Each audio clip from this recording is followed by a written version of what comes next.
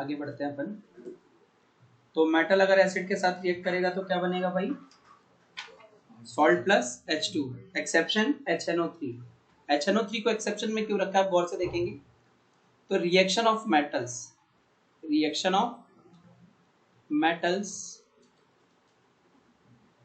With nitric acid HNO3। तो हमें पता है सारे मेटल्स, किसी भी मेटल को अगर जो रिएक्ट करते हैं एसिड के साथ, डाइल्यूट एसिड के साथ रिएक्ट कराओगे तो सॉल्ट प्लस H2 बनता है। लेकिन हमारा ये जो है ना नाइट्रिक एसिड, ये क्या करता है, इसके केस में भैया ये रहता है कि जब इसके साथ कोई भी मेटल रिएक्ट करे, ऑल मेटल्स, ठीक है, ऑल मेटल्स में भी मैं बता देता हूँ, sodium, lithium, potassium, calcium, magnesium, iron, यहाँ तक तो चलता है। जो रिएक्ट ही नहीं करते, गोल्ड वोल्ड, उनको छोड़ता है। तो all metals plus HNO3 will give you what, ये आपको देंगे सॉल्ट तो देंगे, पर अब H2 की जगह बेटा H2O देते हैं। H2 की जगह क्या देते हैं, H2O देते हैं। और प्लस आपको NO2 दे सकते हैं, N2O दे सकते हैं, NO दे सकते हैं। इन तीनों में से कोई एक गैस भी दे सकते हैं। समझ में आई बात। तो जब आप किसी मेटल को नाइट्रिक एसिड के साथ रिएक्ट कराओगे तो वो आपको सॉल्ट, वाटर और इन तीनों में से कोई एक गैस देंगे, ठीक है, इन तीनों में से कोई एक गैस देंगे। अब ऐसा क्यों हो रहा है, ये भी तो एसिड है, नाइट्रिक एसिड भी तो एक एसिड है, तो फिर क्यों ऐसा हो रहा है कि आपको नाइट्रिक एसिड हाइड्रोजन गैस ना देकर वाटर दे रहा है। So the reason is that, इसके पीछे रीजन क्या है मैं बता देता हूँ आपको, उसको पानी दे दो।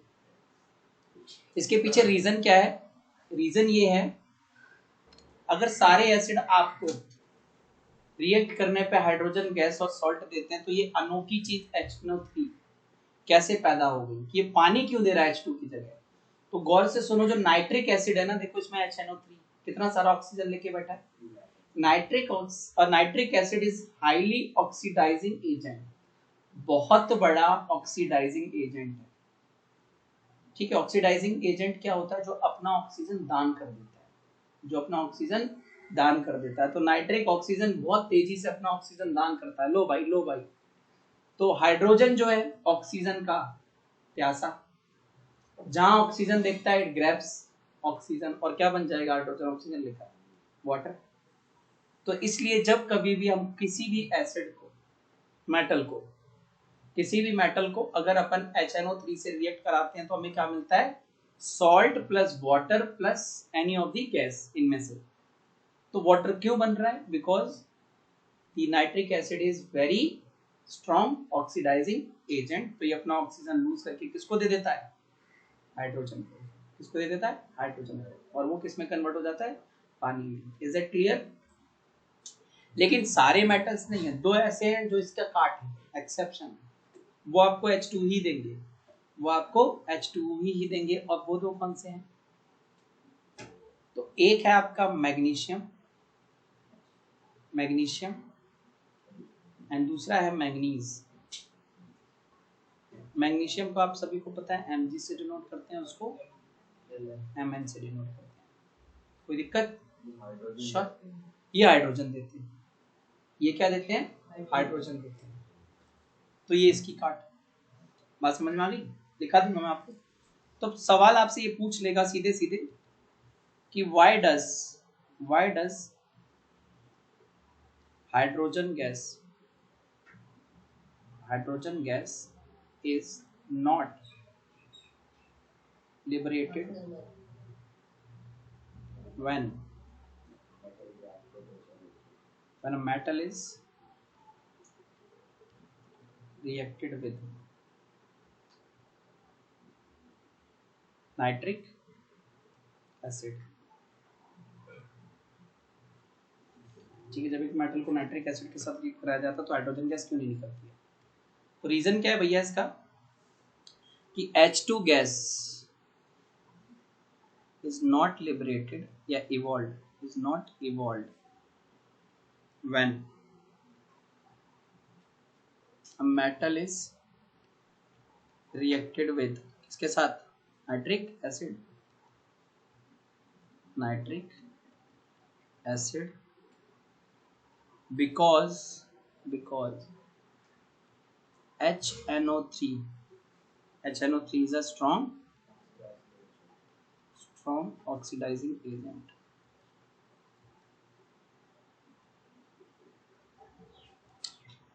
तो ये क्या करता है कि इट ऑक्सीडाइजेस, HNO3 क्या करता है, ऑक्सीडाइज कर देता है इसको H2 को, ठीक है, इट ऑक्सीडाइजेस द H2 और वो क्या बना देता है फिर, प्रोड्यूस टू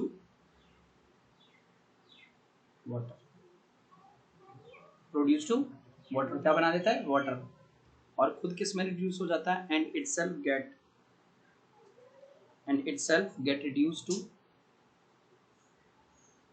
तो खुद किस में रिड्यूस हो जाता है, to any of nitrogen gas, to any of nitrogen oxide, वो कौन कौन सी हो सकती हैं, NO2, N2O और N, ठीक है। फिर सवाल ये पूछ सकता है ऐसे दो कौन से मेटल हैं जो HNO3 के साथ रिएक्ट करके हाइड्रोजन ही देते हैं, तो Mg एंड Mn, ये सब याद रखना, Mg एंड Mn। Mg आपको पता ही है मैग्नीशियम, और Mn क्या होता है, मैग्नीज, ठीक है। Mg एंड Mn यानी मैग्नीशियम और मैग्नीज रिएक्ट्स विद HNO3, किसके साथ रिएक्ट करती हैं, HNO3 के साथ, एंड प्रोड्यूस क्या प्रोड्यूस करती है, सॉल्ट एंड हाइड्रोजन, तो हाइड्रोजन गैस बना लेती है। बात समझ में आई, श्योर, ठीक है।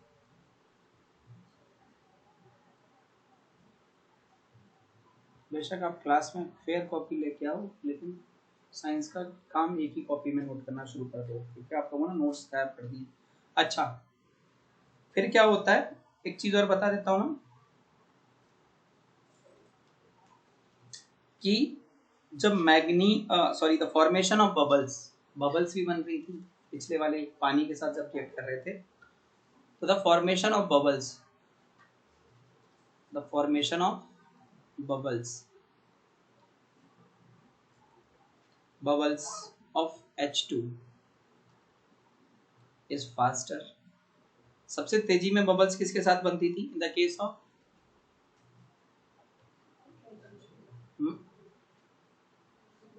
मैग्नीशियम, सबसे तेजी से बनती है मैग्नीशियम, फिर कैल्शियम, मैग्नीशियम एंड कैल्शियम। अच्छा, कभी भी आप किसी मेटल को एसिड के साथ रिएक्ट करते हो तो बहुत सारी हीट प्रोड्यूस होती है, तो रिएक्शन एक्सोथर्मिक होगा कि एंडोथर्मिक, एक्सोथर्मिक, कैसा होगा, एक्सोथर्मिक। तो reaction of metals with N acid is highly exothermic. अब रिएक्टिव किस ऑर्डर में डिक्रीज होती है, रिएक्टिविटी किस ऑर्डर में डिक्रीज होती है, तो वो सेम ही ऑर्डर है जो आप पढ़ के आए हैं पीछे, ठीक है, सबका ऑर्डर सेम है। तो the reactivity decrease in the order, वो ऑर्डर आप याद रखना, मैं छोटा सा ऑर्डर आपको याद दिला देता हूँ।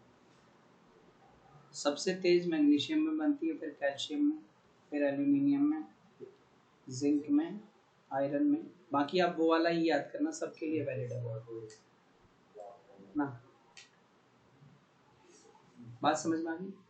लेकिन हमारे पास एक कॉपर नाम का एक ऐसा मेटल है, जब कभी भी वो एसिड के साथ रिएक्ट करता है अब बबल्स नहीं बनते, बबल्स बनते ही नहीं। तो समझते जाइए, आपसे पूछेगा बबल्स कब नहीं बनते, किसके साथ नहीं बनते, तो व्हेन कॉपर, Cu समझते हैं ना, is reacted with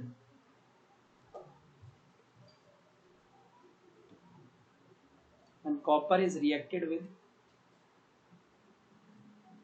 an acid, no bubbles were seen, no bubbles were seen, आपको कोई बबल्स दिखाई नहीं देंगे,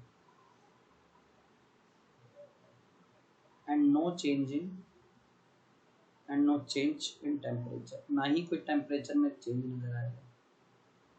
आप देख रहे हो ना, तो टेम्परेचर बदल रहा है ना बबल्स दिखाई दे रहे, तो क्या रिएक्शन हो रहा होगा? नहीं होगा ना, ठीक है। And no change in temperature, ठीक है।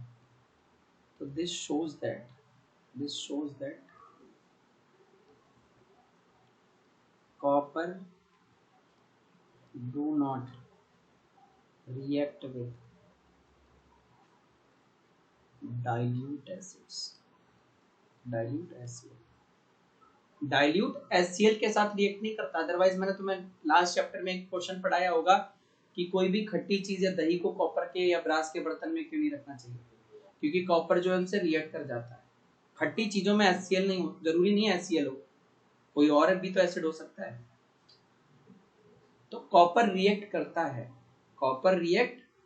है एसिड के साथ, पर डाइल्यूट HCl के साथ नहीं करता, ठीक है। इसीलिए आपको बबल्स दिखाई नहीं देते।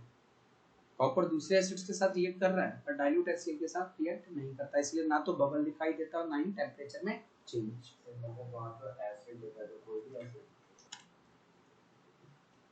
तो बेटा अब इसके बाद कुछ महान अनुभव इस दुनिया में ऐसे भी एग्जिस्ट करते हैं जो ढीठ है, ढीठ समझ रहे हो,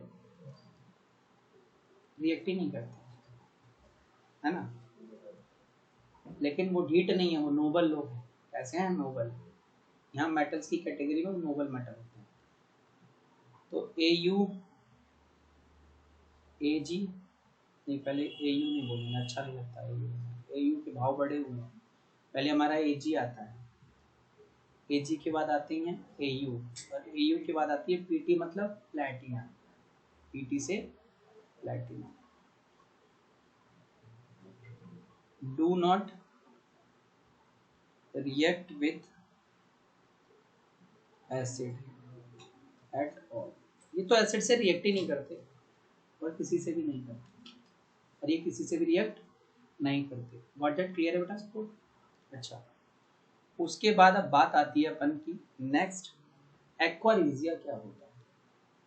तो अब देखो बेटा, यहाँ पे आपकी बुक में एक्वारेजिया भी दिया, तो मैं आपको एक्वारेजिया समझा देता हूँ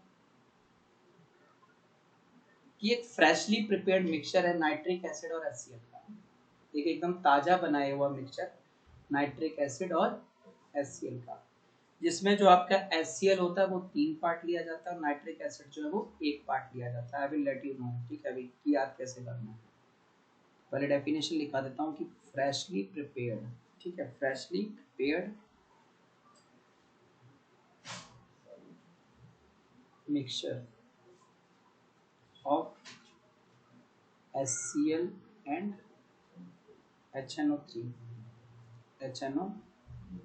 in the ratio 3:1 respectively, 3:1 respectively। अब बच्चे भूल जाते हैं याद कैसे करना, तो HCl और HNO3 इसी से तो बना है ना। तो देखो 3 किसके नीचे है? HNO के, तो 3 पार्ट हम दूसरे वाले को लेंगे, उल्टा हो जाएगा, और HCl 1 है, तो HNO3 कितना हो जाएगा 1। समझ में आ गई बात? ऐसे याद करने का तरीका निमोनिक ही है, ठीक है। ये क्या है? निमोनिक, कि आप ऐसे याद कर सकते हो। HNO3 पहले से ही ज़्यादा बड़ा दिख रहा है तो उसके कम पार्ट लेने, और HCl छोटा दिख रहा है तो उसके ज़्यादा पार्ट लेने, और पार्ट आप याद रख लेना 3:1, तो HCl के 3 और HNO3 का 1 पार्ट। क्लियर होगी बात? तो आपका क्या बन जाएगा? एक्वारेजिया। अभी एक्वारेजिया क्या होता है तो मैं बता देता हूँ। एक्वारेजिया जो तुम्हारी मम्मी, तुमने देखा होगा कभी कभी कि बहुत लंबे टाइम के बाद ना उनका सोना जो है, मतलब किसी चीज से रिएक्ट नहीं करता पर वो गंदा हो जाता है। गंदा क्यों हो जाता है? मैल चिपक जाता है, वो डिजाइन के बीच में मैल बढ़ जाता है, गंदगी बढ़ जाती है, ठीक है, अगर वो डेली यूज में आता है तो। फिर तुम्हारी मम्मी लोग क्या करते हैं, पापा से बोलते हैं, अजी देख रहे हो सोना जो है वो गंदा हो गया है, साफ करवा के आते हैं। तो पापा कहते हैं ठीक है चले जाओ साफ करवाओ, ठीक है। तो तुम्हारी मम्मी जाती है दुकानदार के पास, और उसको बोलती हैं भैया जी हमारा सोना जो है साफ कर दो। तो वो दुकान वाला क्या करता है, सोने को इस एक्वा रिजिया नाम के सॉल्यूशन में डालता है। ठीक है, वैसे तो सोना किसी एसिड के साथ रिएक्ट नहीं कर रहा, चांदी भी नहीं करती, प्लेटिनम भी नहीं करता, पर जब तुम्हारी मम्मी पहुंची गई हैं सोनार के पास कि भैया हमारा सोना गंदा हो गया है, बहुत पहले तुमसे लेके गए थे, साफ कर दो। उसने कहा क्या करना है, साफ करना है। अरे मैडम इसमें तो एक्सपर्ट है। तो तुम्हारी मम्मी का सोना साफ कर देता है।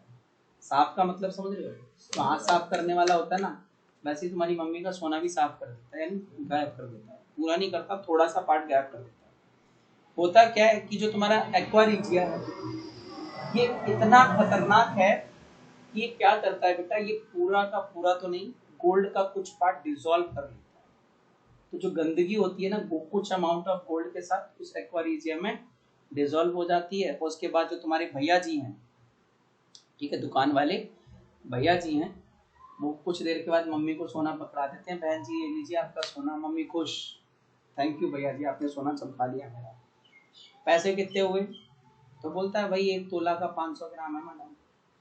मम्मी खुशी खुशी से दे देती है। तो वो कहता है कोई नहीं बहन जी, हमने आपके लिए ना डिस्काउंट दे दिया, आपका नेचर बड़ा अच्छा था। अब तुम्हारी मम्मी को नहीं पता है कि तुम्हारी मम्मी करवा के क्या आई है। तो देखिए कैलकुलेशन में, ठीक है, अभी कैलकुलेशन में देखिए आपकी मम्मी ने क्या करवाया कि 1 तोला में 10 ग्राम सोना होता है, 10 ग्राम सोना होता है।